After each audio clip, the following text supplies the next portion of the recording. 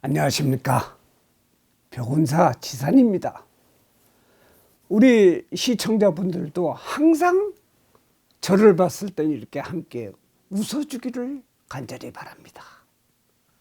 오늘은 제가 아무리 불교의 우수성을 설명해도 선뜻 불교와 가까이 못하는 분들과 불교가 마치 미신과 사촌지간 같다는 느끼는 분들, 또 자신이 불교 신자라도 그런 분들에게 불교에 대한 설명을 할 수 있도록 불교와 미신에 대한 주제로 말씀을 드리려고 합니다. 아직도 구독 글씨가 붉은색이면 눌러주시고 좋아요 어김없이 눌러주시기를 바랍니다. 우선 미신이 무엇인가에 대해서 말하자면 과학적인 관점에서 입증되지 않은 사항을 믿는 것을 말합니다. 불자가 아닌 분들에게 사찰이나 절을 기피하는 첫째의 이유가 불상에게 절하는 것입니다. 둘째는 화려하게 그려진 단청, 탱화, 또 험상궂게 보이는 각종 신장들의 그림과 조각상입니다. 또 셋째는 알 수 없는 범어로 된 진언이나 다라니 등을 외우는 것입니다.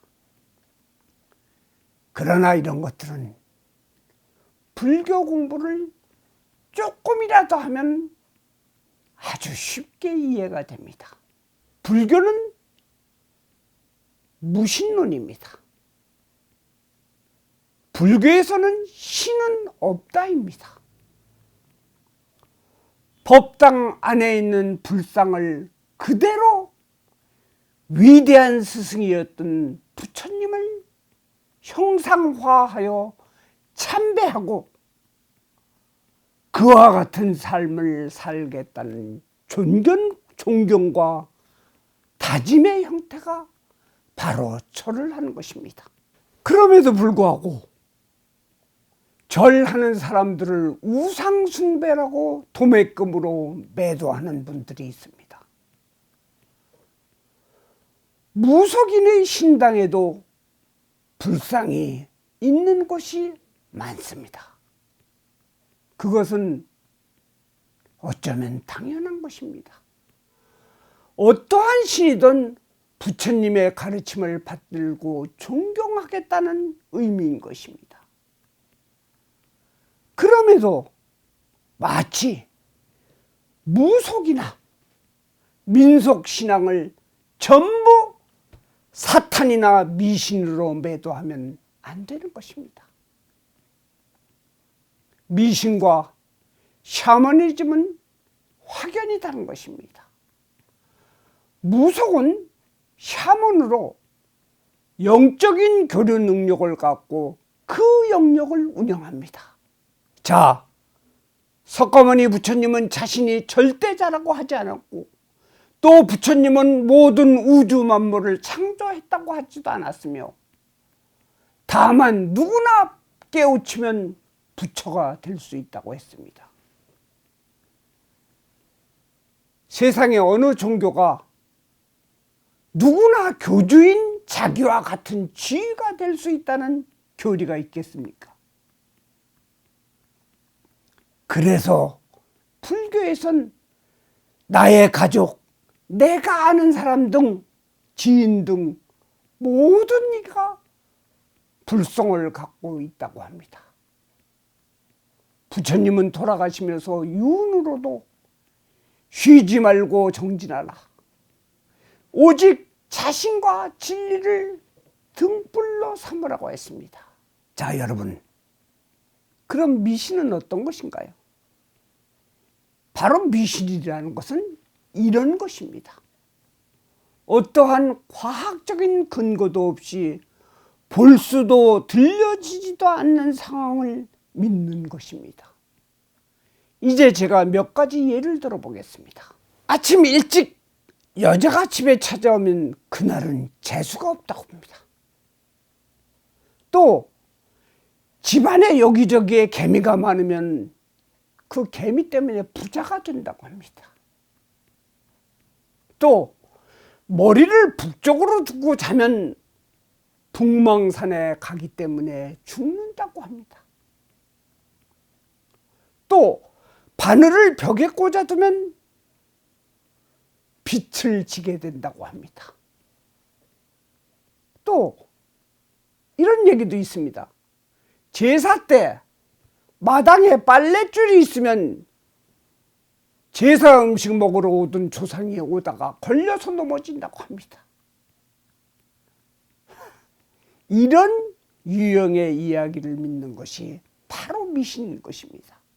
불교의 교리는 인과법이 그 근본뼈대인 것입니다. 무엇이든지 우연히 일어나는 것은 없다.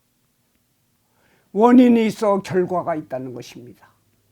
이미 현대 과학인 양자 물리학에서도 증명되고 있는 사실인 것입니다.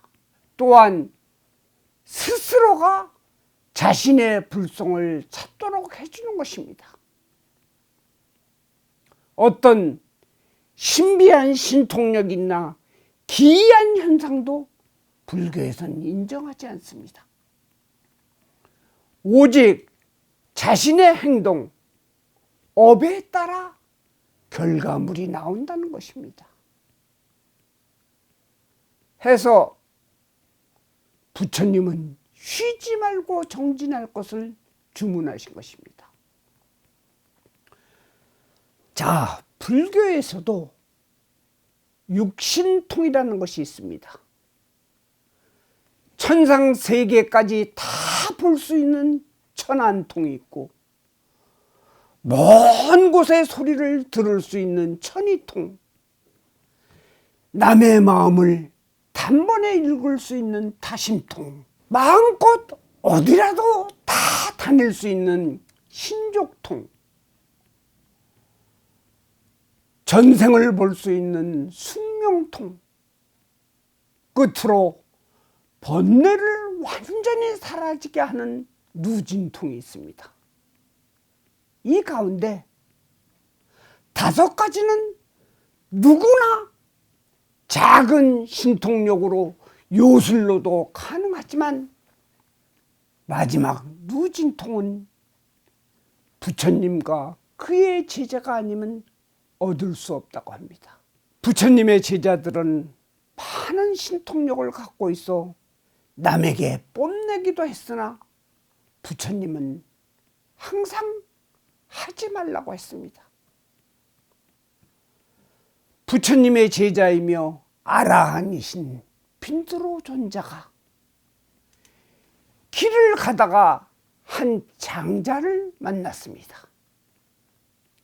그는 전단향 나무로 만든 바리떼를 높은 장대 위에 매달아 놓고 누구든지 재주가 있는 사람이 가져가도록 했습니다.